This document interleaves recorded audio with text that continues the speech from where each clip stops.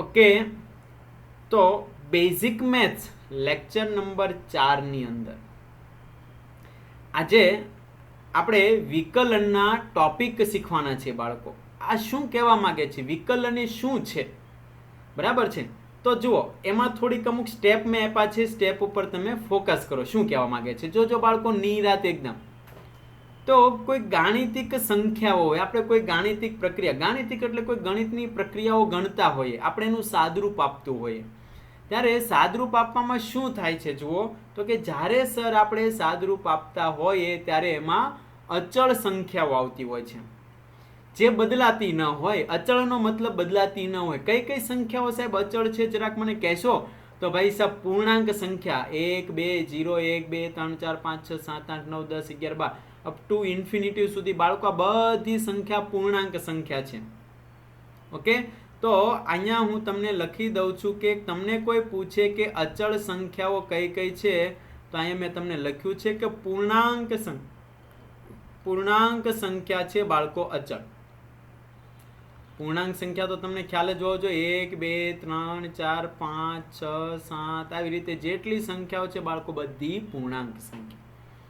ત્યારબાદ અપૂર્ણાંક સંખ્યાઓ જે છે બાળકો, અપૂર્ણાંક સંખ્યા પણ પૂર્ણાંક સંખ્યા જ છે સાહેબ. અપૂર્ણાંક સંખ્યાઓ કઈ કઈ, તો કે તમે લખો છો 1/2, 3/2, 5/3, 6/4, બરાબર છે? તો આવી જેટલી પણ સંખ્યાઓ લખો બાળકો એ બધી જ અપૂર્ણાંક સંખ્યા કહેવાય. આ બધી અચળ, અત્યારે હું તમને ખાલી સમજાવું છું, એના પર ફોકસ કરો. આ બધીની અચળ સંખ્યા કહેવાય. ત્યારબાદ અચળાંક તમને ખ્યાલ હશે, પાય અચળ વેલ્યુ છે, જેની વેલ્યુ તમને ખબર છે 3.14 લખો છો, અથવા તો 22/7 તમે 7 લખો છો. અને ઈ એટલે આપણે ઈની વેલ્યુ ઈ પણ ફિક્સ છે. ઈ એટલે શું બતાવે છે? એક્સપોનેન્શિયલી, બરાબર છે? એક્સપોનેન્શિયલી નો મતલબ છે એ આપણે આગળ આવવાનું છે. હાલમાં પણ પાઈની જેમ કિંમત છે, ઈની પણ કિંમત છે, જેની કિંમત લખી દઉં છું 2.718. આ ઈની કિંમત છે, બરાબર છે? એટલે જ્યારે તમારે આ વસ્તુની જરૂર પડે ત્યારે આ બધી સંખ્યાઓ આપણી અપૂર્ણાંક સંખ્યા છે. તો બાળકો તમને મેં અચળ સંખ્યાઓ કોને કહેવાય એની માહિતી આપી, એમાં તમને ખ્યાલ આવી ગયો હશે સાહેબ કે આ બધી અચળ સંખ્યાઓ છે. જો વિકલન કરીએ ત્યારે આ બધી અચળ સંખ્યાનું શું થવાનું છે એની માહિતી આપણે લેવાના છે. ઓકે, હવે બીજું મેં તમને લખીને અહીં આપ્યું છે, જુઓ કે ભાઈ જુદા જુદા મૂલ્યની સંખ્યા લેવામાં આવે ને જેને ચલ સંખ્યા કહેવાય. સમજો કે મેં કોઈને કહી દીધું કે અરે બકા તારી ઉંમર ધારો કે x વર્ષ છે. ઓહો સાહેબ, અમારી ઉંમર x એટલે અમે 11માં આવ્યા એટલે 11 ને 5 17 વર્ષ તો થતા. તો x બરાબર કેટલી થાય? 17 વર્ષ થાય કે ન થાય? આ x એટલે બદલાય એવી સંખ્યા હોય. તમે 1 વર્ષ 12માં જશો એટલે 17 માંથી કેટલા થશે? 18 થશે. ઓહો, તમે કોલેજમાં જશો એટલે 19, 20, 21. x બદલાય એટલે તમારી ઉંમર બદલાય છે કે નથી બદલાતી? અરે સાહેબ, અમારી ઉંમર બદલાય જ ને. તો ચલ સંખ્યા તમારે જાતે લેવાની છે. ઓકે, ચલ સંખ્યા છે એ તમારે જાતે લેવાની છે. કોઈ પણ લઈ શકો, x y z. ધારો કે a b c બરાબર આટલી સંખ્યા છે ચલ. ચલનો મતલબ બદલાય એવી સંખ્યા. ઓકે, તો મેં તમને બે વસ્તુ સમજાવી છે. અચળ સંખ્યાઓ કઈ કઈ છે? તો કે પૂર્ણાંક, જે સંખ્યા બદલાતી ન હોય એને બધાને અચળ સંખ્યા કહેવાય. 1 2 3 4 5 6 7 8 9 10 આ બધી પૂર્ણાંક સંખ્યાઓ બાળકો અચળ સંખ્યા છે. નિરાતો કોઈ ઉતાવળ નહીં કરતા. અપૂર્ણાંક સંખ્યા કોને કહેવાય સાહેબ? અપૂર્ણાંક સંખ્યા તો કે ભાઈ 3/2, 4/5, બરાબર છે?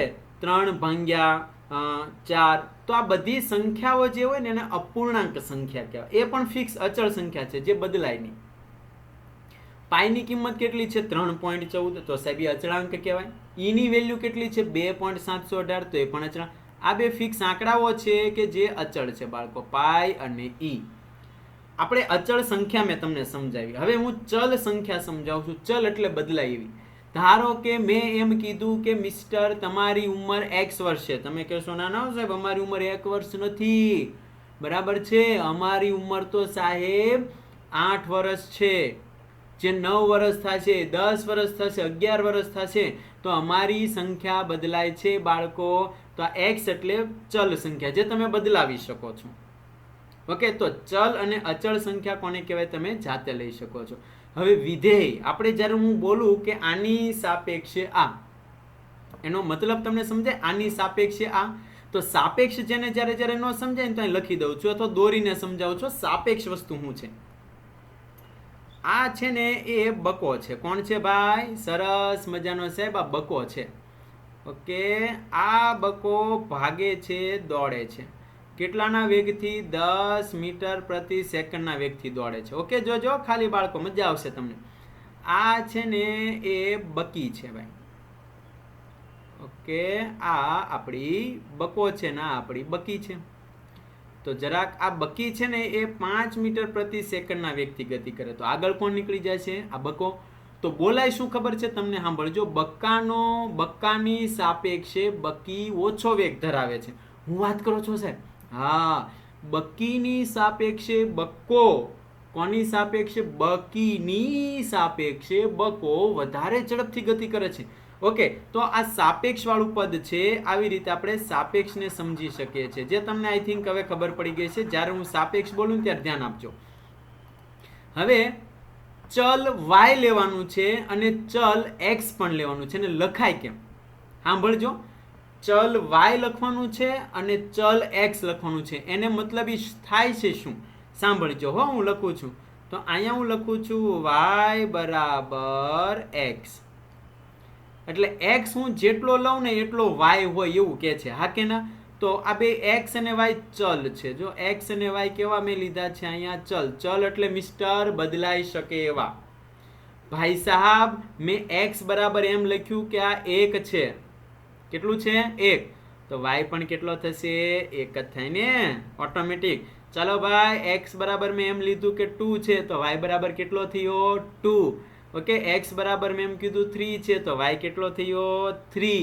તો આને એમ બોલાય કે y એ x નું વિધેય છે.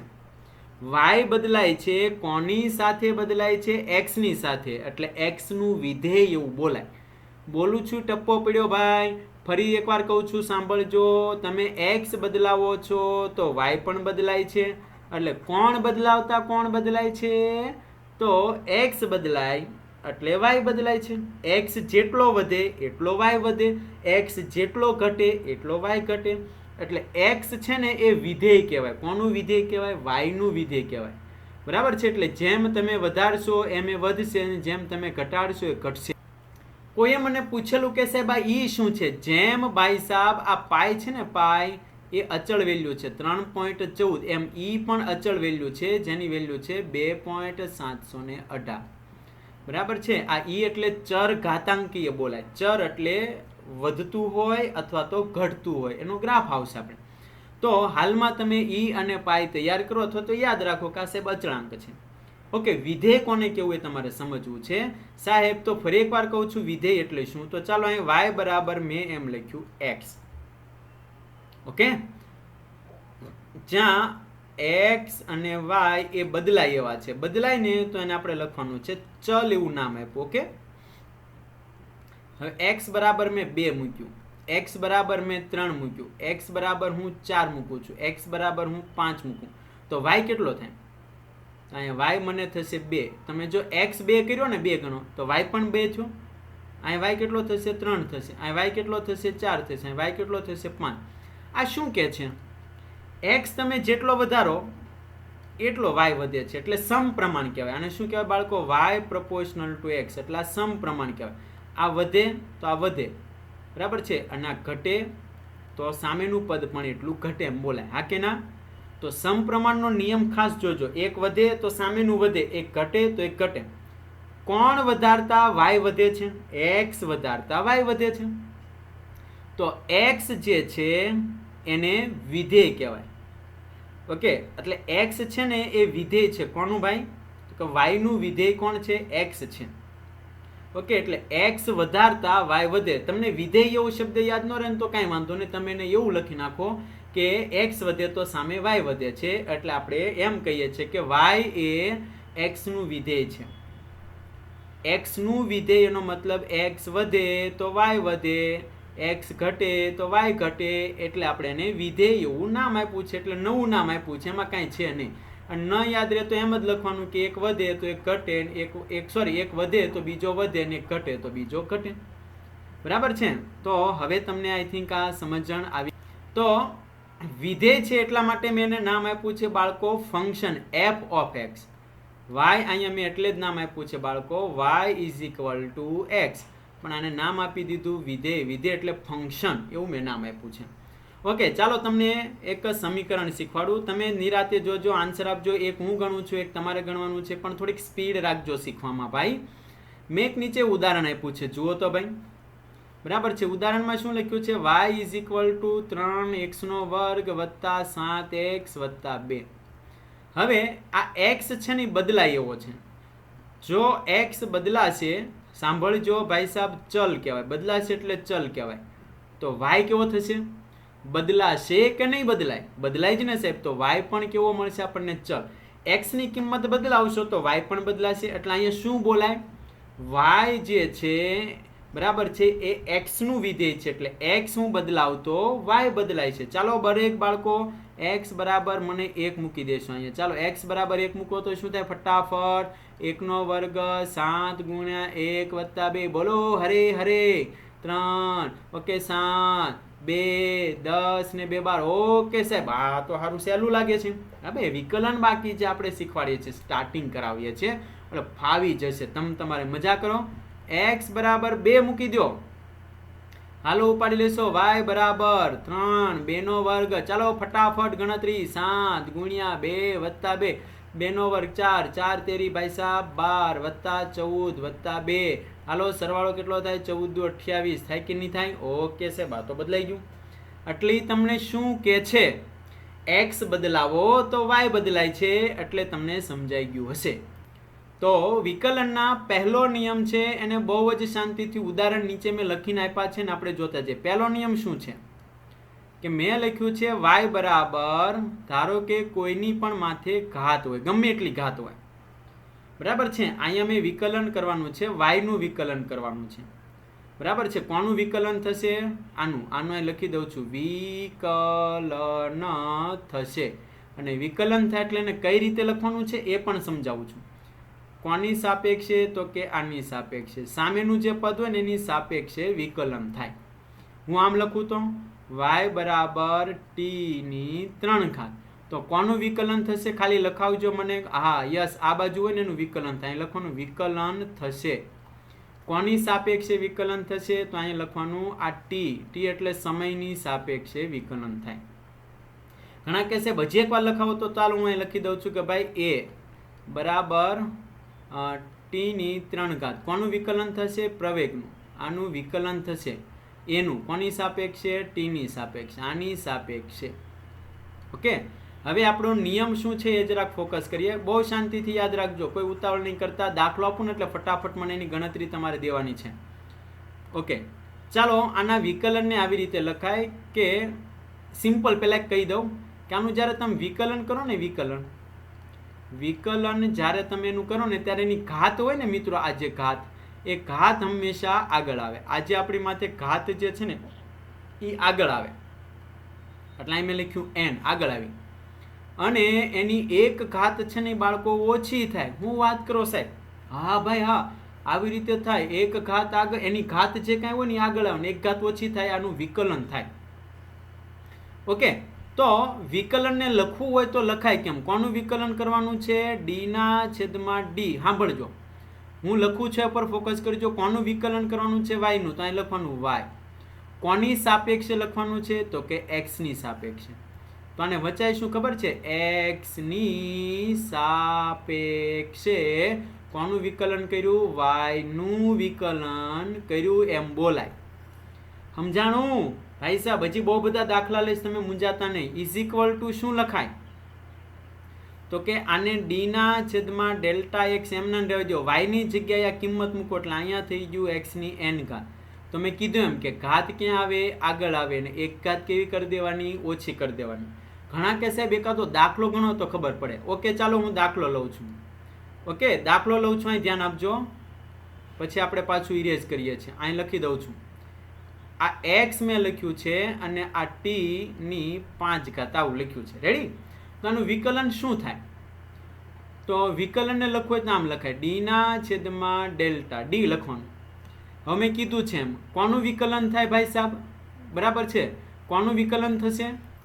તો વિકલનનો સેકન્ડ રૂલ્સ શું આપ્યો છે? જુઓ નીચે મેં લખીને આપ્યું છે. વિકલનનો સેકન્ડ રૂલ્સ છે બાળકો કે c બરાબર અચળ. ધારો કે કોઈ અચળ પદનું તમે વિકલન કરતા. અચળ પદ કોણ કોણ છે? હમણાં જ મેં ઉપર વાત કરી જો વિકલનમાં. બાળકો ફટાફટ મને જરાક ધ્યાન આપીને કહેજો કે અચળ પદ કોણ કોણ હતું? તો કે પૂર્ણાંક સંખ્યા, બરાબર છે. પછી કોણ હતું? અપૂર્ણાંક સંખ્યા અને પાઈ અને ઈ. આ બધી અચળ સંખ્યા છે. ધારો કે તમે એનું વિકલન કરશો તો એનું વિકલન છે એ મિત્રો 0 થાય. કેવું થાય? 0. જેમ કે તમને એક ઉદાહરણ આપું છું, ધ્યાન આપીને સમજો. y બરાબર 5. જો આ 5 અચળ છે, બરાબર છે. બે વસ્તુ શીખો કે y બરાબર 3 સોરી અહીંયા લખી દઉં છું 5x. અહીંયા x હું 1 મૂકું, x બરાબર 2 મૂકું તો y બદલાય. પણ અહીંયા કંઈ મૂકવા જેવું કંઈ છે જ નહીં. x તો કંઈ છે નહીં. સમજાય શું બોલું છું? ધારો કે x બરાબર 3 મૂકો તો 5 તેરી 15 થઈ જાય, 5 દુ 10 થઈ જાય, 5 એકા 5. વેલ્યુ બદલાય છે. કોણ બદલાતા? x બદલાતા y બદલાય છે. પણ અહીંયા કાંઈ એવું છે જ નહીં. અચળ પદ છે. જ્યારે તમે એને અચળ પદમાં લખો છો મિત્રો, ત્યારે અચળ પદનું વિકલન કેવું થાય? 0. તો આને આમ લખાય dy ના છેદમાં dx. કોની સાપેક્ષે કરો છો? x. આમાં આની સાથે x તો છે નહીં, એટલે આનું વિકલન કેવું થાય બાળકો? 0. 5 નું કેવું થઈ જાય? 0. ઓકે, હજી એક સાદરૂપ લખું છું, ધ્યાન આપજો. y બરાબર t ની 3 ઘાત વત્તા 4. જોજો આનું વિકલન કેમ લખાય, સાંભળજો. હું લખું છું પછી તમને એક્ઝામ્પલ આપું. dy ના છેદમાં કોની સાપેક્ષે બદલાય? આ બાજુ હોય ને એની સાથે બદલાય. t છે, આ બાજુ કોણ છે? y. તો t ની સાપેક્ષે કરવાનું હોય ને, તો જમણી બાજુ જે હોય ને એની સાપેક્ષે વિકલન કરવાનું. તો અહીં લખવાનું ડેલ્ટા t. ચાલો કિંમત મૂકો. d ના છેદમાં ડેલ્ટા t, t ની 3 ઘાત વત્તા 4. અહીંયા t છે ને એ બદલાય છે, સમય છે, અહીંયા t બદલાય તો તેની ઘાત આગળ આવે. 3t, 1 ઘાત ઓછી થાય એટલે 2. આ પદ કેવું છે? અચળ. એને લખાય d ના છેદમાં ડેલ્ટા t 4. એટલે અચળ પદનું વિકલન કેવું થઈ જાય? 0. તો 3t નો વર્ગ વત્તા 0. એટલે ફાઇનલ આપણો આન્સર આવે 3t નો વર્ગ. ઓકે, તો આપણને બાળકો નિયમ નંબર જે 3 આપ્યો છે એના પર ફોકસ કરીએ. નિયમ નંબર 3 માં આપ્યું છે કે y બરાબર અહીંયા આપ્યું છે c અને u. ચાલો હું આને રકમ લખું છું કે ભાઈ y બરાબર અહીંયા c ની જગ્યાએ હું 5 મૂકું ને અહીંયા હું t લખું. u એટલે t લખ્યો, અચળ જે ચલ છે, સોરી. તો આનું વિકલન શું થાય? dy ના છેદમાં ડેલ્ટા t બરાબર d ના છેદમાં ડેલ્ટા t 5t. એમાં અચળ પદને બહાર લઈ લેવાનું. તો આ ડેલ્ટા t, અહીંયા t વધ્યો, t એમ ના લખો, નીચે ડેલ્ટા t વધ્યો, t ઉડી ગયો એટલે એનો જવાબ 5 થઈ ગયો. ઓકે, સમજાણું તમને હું બોલું છું એ? હવે તમે આવું કોઈ પણ વિકલન આપવું એટલે ખ્યાલ હશે, તમે ગણી શકો છો. ચાલો એક વિકલન આપું છું, જરા કહેજો. x બરાબર 6t. ચાલો આનું વિકલન શું થશે? ફટાફટ આન્સર આપી દેશો મિત્રો તમે. તો દરેક વિદ્યાર્થી મિત્રોને સમજણ પડી ગઈ હોય. જો આનો વર્ગ હોય તો સિમ્પલ થઈ ગયું. આની ઘાત આગળ લખવાનું, dx ના છેદમાં ડેલ્ટા t 12t ની 1 ઘાત થઈ ગયું ને. વર્ગ હોય તો ઘાત આગળ આવી જાય. બાકી આપણે જાણીએ છીએ કઈ રીતે વિકલન થાય. તો ત્રીજો નિયમ છે બાળકો, તમને ખ્યાલ આવી ગયો. ચોથો નિયમ જે છે એ ગુણાકારનો નિયમ છે કે બે ચલ સંખ્યાઓ છે ને એકબીજા સાથે બાળકો ગુણાકારમાં આપી છે. સમજો કે હું તમને એક રકમ લખીને આપું, બરાબર છે, કે એને લખીને આપ્યું છે કે y બરાબર u અને v. આ u પણ બદલાય છે અને v પણ બદલાય છે. તો આનો વિકલનનો નિયમ આવે ત્યારે આપણે એનો ઉપયોગ કરીશું. હાલમાં તમે આનું વિકલન કઈ રીતે થાય હું તમને લખી દઉં છું. ચાલો આને x ની સાપેક્ષે લખ્યું હોય કે ભાઈ આનું x ની સાપેક્ષે વિકલન કરો. તો આનું વિકલન શું થાય ખબર છે? આ પહેલું પદ જે છે ને, આ પહેલું પદ એ અચળ રાખવાનું, એટલે એમ ના લખવાનું. અને આ v નું વિકલન કરવાનું તમારે. તો એને લખાય d ના છેદમાં ડેલ્ટા x. અહીં લખી નાખવાનું v. આ ગુણાકારનો નિયમ છે એટલે ખાલી લખી દઉં છું. જ્યારે એનો ઉપયોગ આવે ત્યારે આપણે વધારે શીખીશું. વત્તા હવે આ બીજું પદ છે ને એને અચળ રાખો, એટલે બીજું પદ એમને રહેવા દો અને પહેલા પદનું વિકલન કરો. તો અહીંયા લખો ડેલ્ટાના છેદમાં ડેલ્ટા x, એટલે પહેલું પદ u. ઓકે, સમજો કે હું તમને લખીને આપું છું, જરાક મને લખાવજો કે y બરાબર a અને b. ચાલો બાળકો, આપણે એનું વિકલન કરવું છે. તો વિકલન કરશો તો આપણે એનું કઈ રીતે કરશો, ફટાફટ મને જરાક આન્સર આપજો તમારી રીતે. આને લખું છું dy ના છેદમાં ડેલ્ટા એક્સ. જેની સાપેક્ષે કરવું હોય નીચે લખવાનું. પહેલું પદ અચળ એટલે એ અચળ, ડી ના છેદમાં ડેલ્ટા એક્સ લખો, વત્તા બીજું પદ અચળ ડી ના છેદમાં ડેલ્ટા એક્સ લખો. અહીંયા પહેલું પદ અચળ રાખ્યું છે તો અહીંયા બી નું વિકલન કરવાનું, અહીંયા બીજું પદ અચળ રાખ્યું છે તો અહીંયા પહેલા પદનું વિકલન કરવાનું. ઓકે, આને આપણે ગુણાકારનો બાળકો નિયમ કહીએ છીએ. ઓકે, જરૂર પડે ત્યારે આપણે એનો ઉપયોગ કરીશું. એ અને બી બે પદ જ્યારે તમને ભાગાકારમાં આપ્યું હોય તો ભાગાકારનું તમે વિકલન કરવા જાઓ તો ભાગાકારનું વિકલન કઈ રીતે કરવું, આ નીચે આપ્યું છે જો, y બરાબર u ના છેદમાં v. આપણે જ્યારે કોઈ દાખલો ગણતા હશું ત્યારે આવી રીતે વિકલન તમને આપ્યું છે, બરાબર છે. આવી રીતે તમને વિકલન આપ્યું છે, એનું વિકલન કરવું છે તો અહીં લખવાનું ભાઈ સાહેબ ડી ના છેદમાં ડી. કોની સાપેક્ષે કરવું છે, એક્સ ની સાપેક્ષે. કોનું વિકલન કરવું છે, વાય નું. વાય બરાબર કોણ આપ્યું છે ત્યાં લખી નાખો, ડી ના છેદમાં વાય બરાબર આપ્યું છે યુ ના છેદમાં વી. ઓકે, આ મેં વિકલનમાં લખ્યું. હવે એનું સાદરૂપ આપવાનું જ્યારે થાય ને ત્યારે બીજી રીતે આપણે આપીશું. અત્યારે હું તમને ખાલી નિયમ લખાવું છું, તમારે ખાલી નિયમ જોવાનો છે. આ રકમમાં જે તમને આપ્યું હોય ને અહીં લખવાનું, એટલે અહીં વી લખવાનું, અને આનું વિકલન કરવાનું, એટલે અહીં લખવાનું ડેલ્ટા યુ ના છેદમાં ડેલ્ટા એક્સ માઇનસ, પછી તમારા પહેલું પદ લખવાનું યુ, અને પછી વિકલન કરવાનું ડેલ્ટા વી ના છેદમાં ડેલ્ટા એક્સ, અને આખાના છેદમાં તમારે કરવાનો વી નો વર્ગ. આ વિકલનનો નિયમ છે ભાગાકાર માટે. પણ ભાગાકારમાં આના કરતાં પણ સહેલા નિયમો છે, જ્યારે હું આવશે ત્યારે કહીશ. અથવા ઘણાને એમ થાય છે કે સાહેબ એકાદું એક્ઝામ્પલ લઈ લો ભાગાકારનું, તમને આવડી જાય. ચાલો અહીં લખું છું y બરાબર 1/x આવું આપ્યું છે. જુઓ, આને સમજી લો કે u છે અને આને સમજી લો કે v છે. તો આને આવી રીતે પણ લખાય, આ ઘાત ઉપર જાય એટલે આની -1 ઘાત થઈ જાય, હા કે ના? તો હવે તો આવું તો તમને વિકલન ફાવે છે, કોઈ પણ પ્લસ ઘાત હોય કે માઇનસ ઘાત. આનું વિકલન શું થાય, dy ના છેદમાં ડેલ્ટા એક્સ. તો આનું વિકલન કરો છો x ની -1 ઘાત. મેં શું કીધું, ઘાત ક્યાં આવે, આગળ આવે. તો આની એક ઘાત આગળ આવી ભાઈ સાહેબ, અને એક ઘાત કેવી થાય બાળકો, ઓછી થાય. એટલે x ની -1 હતી એમાં એક ઓછી થાય તો -1, અને x ની કેટલી ઘાત થઈ ગઈ, -2. તો આને આમ પણ લખાય, -1 ના છેદમાં x નો વર્ગ લખાય કે ન લખાય, હા કે ના? તો જો આ કિંમત જે છે ને, આ કિંમત એ તમે અહીંયા મૂકશો ને અહીંયા, તો પણ તમને એનો જવાબ છે ને આ રીતે આવશે, -1/x નો વર્ગ જ આવશે બાળકો. ઓકે, સમજાણું?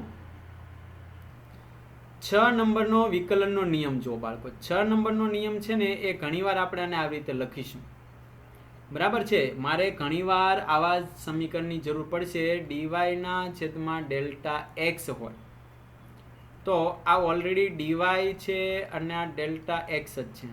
મારે અમુક પદ એવા છે કે જેની મારે જરૂરિયાત પડે. સમજો કે મેં ડેલ્ટા ટી અને ડેલ્ટા ટી બે બાજુ ઉમેરી દીધું, તો ડેલ્ટા ટી ઉડી જાય એટલે આના જેવું જ સમીકરણ બની જાય. તો ડેલ્ટા ટી લખવાનું કારણ શું છે, તો કે સાહેબ જ્યારે આપણે JEE નીટના કોઈ દાખલા ગણતા હોઈએ ત્યારે આપણને 4 ઓપ્શન જે આપ્યા ને એ ઓપ્શનના જવાબ લાવવા માટે આપણે ઘણીવાર આવું પદ અલગથી આમાં ઉપર નીચે ગુણાકાર કરીએ છીએ, બરાબર છે. જે ખાલી ધ્યાનમાં રાખવાનું છે અત્યારે, આ નિયમ ખાલી તમારા માઇન્ડમાં હોવો જોઈએ. આના કોઈ એક્ઝામ્પલ કે કોઈ દાખલા આપણે ગણવાની જરૂર નથી. ઓકે, એટલે બહુ એવું લાગે કે સાહેબ આ બહુ થોડું કામ તેમ છે તો એ તમે તારે નિરાતે રાખી શકો છો. ચાલો, અહીંયા મેં તમને એક્ઝામ્પલ આપ્યા છે. જો બાળકો, 2 એક્ઝામ્પલ આપ્યા છે જેનું ફટાફટ સોલ્યુશન તમારે જાતે ગણવાનું છે, અને અહીંયા જોતા જાજો, હું એનું સોલ્યુશન કરાવું છું.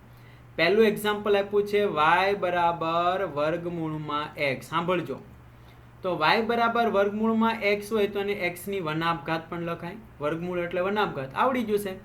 dy ના છેદમાં ડેલ્ટા x લખો.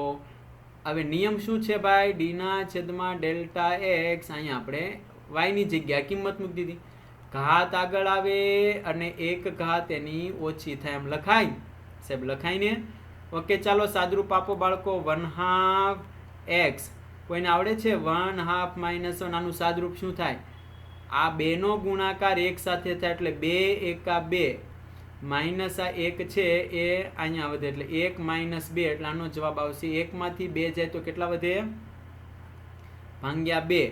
ફરીવાર બોલું છું બાળકોનું સાદરૂપ કઈ રીતે અપાય છે ધ્યાનથી શીખજો. અહીંયા પેનથી અલગ પેનથી દોરો. 2 નો ગુણાકાર 1 સાથે કરવાનો એટલે 2 એકા 2. આ 1 આમના રહેવા દેવાનું, ભાગ્યા 2 કરી દેવાનું. આ જે પદ હોય ને એ પાછું ભાગાકારમાં લઈ લઉં તો અહીંયા વધે -1/2 અથવા આમ પણ થાય 1 માંથી વનાપ જાય એટલે વનાપ વધે પણ નિશાની મોટાની હોય ને એટલે આ -1 વધે. તો જવાબ થઈ ગયો. અહીંયા તમે લખી શકો છો 1/2. આ x ની 1/2 ઘાત નીચે જાય એટલે પ્લસ થઈ જાય તો 1/x ની 1/2 ઘાત એટલે એને વર્ગમૂળમાં પણ લખી શકો. તો આવી રીતે પણ તમને વિકલન પૂછે તો તમે ગણતરી કરી શકો છો. તો ત્રિકોણમિતિય કોને કહેવાય? ઘાતાંક ગણિત હોય, ઘાત આવતી હોય તો કોઈ ઘાતાંકીય વિધેય આવતું હોય, બરાબર છે, તો એના સાહેબ વિકલનના સ્વરૂપો શું થાય? તમને જ્યારે બાળકો પૂછવામાં આવે કે sin x, ક્યાંક સાદુરૂપ આપતા આપતા તમારે એવું sin x આવ્યું તો એનું વિકલન તમારે કરવાનું આવ્યું હોય તો તમારે એનું વિકલન ડાયરેક્ટ શું લખવાનું રહેશે? cos x રહેશે બાળકો. શું લખવાનું રહેશે? cos x. બરાબર છે. હવે તમને કોઈ પદ લખ્યું હોય અને તમને એમ આપ્યું છે કે cos x નું વિકલન કરો. જેમ કે હું તમને એમ આપું છું y બરાબર cos x, તો ચાલો આનું શું લખાય? dy ના છેદમાં ડેલ્ટા x, d ના છેદમાં ડેલ્ટા x, અહીંયા મૂકી દેવાય cos x. તો યાદ હોવું જોઈએ બાળકો, આનું વિકલન થશે -sin x થાય. બરાબર છે. આ તમને યાદ હોય તો તમે ઝટપટ કહી શકો છો, બાકી કોઈ શક્યતા નથી કે તમે આને કહી શકો. નહીતર યાદ રાખવા જેવું રહે, ગોખીને આન્સર આપવા જેવું રહે. MCQ કાંઈ ગોખવાના હોતા નથી. ચાલો cos x નું થઈ ગયું -sin x. એમ tan x નું વિકલન પૂછે તો એનું વિકલન થશે બાળકો sec નો વર્ગ into x. આ વિકલન કઈ રીતે થતા હોય એની સાબિતીઓ બહુ મોટી મોટી હોય છે, આપણે ખાલી સમજીને લખીએ છીએ. તેવી જ રીતે અહીંયા તમને લખ્યું છે cot x હોય તો એનું વિકલન થશે બાળકો -cosec નો વર્ગ into x. અને સામેની બાજુ જુઓ, અહીંયા 5 નંબર sin kx. તો જ્યારે હું એમ કહું કે ભાઈ y બરાબર મને એમ આપ્યું છે કે sin kx નું વિકલન, જોજો ખાસ, તો આનું વિકલન આવી રીતે સાદરૂપ આવી રીતે થાય. બરાબર છે. આનું વિકલનમાં આમ લખાય બાળકો કે ભાઈ sin જે છે ને sin kx, તો અહીં લખ્યું છે, જો પહેલો નિયમ જો sin x નું થાય cos x, તો આ પહેલા પદનું આવી રીતે થઈ જાય cos kx. અને અહીંયા હજી થાય d ના છેદમાં ડેલ્ટા x, આ પદનું ફરી વાર થાય તો અહીં લખવાનું ડેલ્ટા ના છેદમાં x ની જગ્યાએ kx. તો ડેલ્ટા x ઉડી જાય તો આ k વધ્યો ને, k આગળ આવશે તો અહીંયા મેં લખ્યું છે k cos kx. ઓકે, ફરીવાર જેને નથી સમજાણું એને એકવાર ફરીવાર કહી દઉં એટલે એને ખ્યાલ આવી જાય કે આમાં સાહેબે શું કરેલું છે. અને પછી આપણે રાખીએ. અહીંયા પૂછે kx, તો આનું વિકલન કરો ને તો આમ થાય d ના છેદમાં ડેલ્ટા x sin kx. તો sin x નું શું થઈ જાય? તો પહેલું જુઓ cos x, તો અહીં લખવાનું cos x એટલે આપણો આખો ખૂણો લેવાનો x. ત્યારબાદ d ના છેદમાં ડેલ્ટા x, આમાં આ પદ છે ને હજી બદલાય છે, આ x ની સાપેક્ષે કર્યું ને એટલે આમાં x બદલાય છે તો અહીં લખવાનું k into x. તો x delta k, delta x ઉડી જાય તો અહીં k વધ્યો ને, અમે આગળ લખી નાખ્યો એટલે અહીંયા લખ્યું મેં k cos kx. જે યાદ રાખો તો એ ચાલે, પણ આ તો હું તમને ખાલી સાદરૂપ આપતો જાઉં એટલે ઘણાને એમ થાય કે આ કઈ રીતે બન્યું છે. તેવી જ રીતે cos kx નું શું થઈ જાય? તો જો અહીં લખ્યું, બીજો નિયમ જુઓ બાળકો, cos kx નું થઈ જાય -sin kx. અને એમાં આ x છે ને મેં આગળ લખ્યો, સોરી k આગળ લખ્યો એટલે -k sin kx થઈ જાય. હવે કોઈ log વાળા દાખલા આવતા છે, એમાં log x નું તમારે જ્યારે વિકલન કરવાનું આવે તો ડાયરેક્ટલી એની જગ્યાએ તમારે લખવાનું છે 1/x લખવાનું છે. આ તમારે યાદ જ રાખવાનું છે, બીજું કશું જ કરવાનું નથી. અને ધારો કે કોઈ જગ્યાએ વિકલન કરતા કરતા e⁻x આવ્યું હોય તો એને એમને રહેવા દેવાનો છે, એને કોઈ હલનચલન કરશું નહીં. ઓકે, એટલે 8 નિયમ છે ને તમારે બહુ જ જેટલી વાર લખો એટલી વાર લખી અને વ્યવસ્થિત તૈયાર કરજો.